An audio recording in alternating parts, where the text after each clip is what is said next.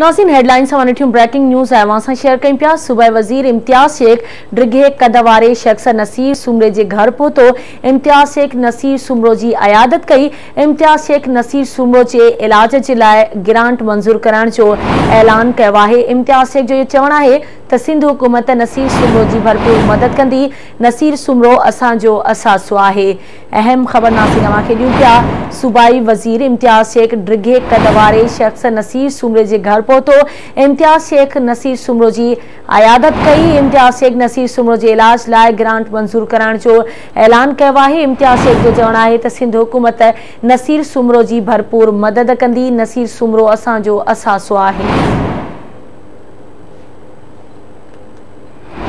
इन हवाले से तफ़सील मालूम कंदासीं। आवाज़ न्यूज़ रिपोर्टर आमिर सुप्रो असां सां लाइन ते मौजूद आहे। आमिर, वधीक कहिड़ा तफ़सील आहिनि, आगाह कजो। जी बिल्कुल, सिंध जो तवानाई जो वज़ीर इम्तियाज़ शेख एशिया जे वॾे कद वारे सिंध जे नसीर सुमरे जे घर पहुतो आहे ऐं उन नसीर सुमरे जी अयादत भी कई आहे, तबियत भी पुछी आहे। कुछ ॾींहं पहिरियां आवाज़ टीवी जी टीम भी उते पहुती। नसीर सुमरे मुसलसल ये दावूं कयूं त जेको सिंध हुकूमत दावा करे थी त नसीर सुमरे खे लेटर मिलियो आहे ऐं उहो अस्पताल में दाख़िल थींदो। त उन हवाले सां सूबाई वज़ीर बि घर नसीर जे पहुतो आहे।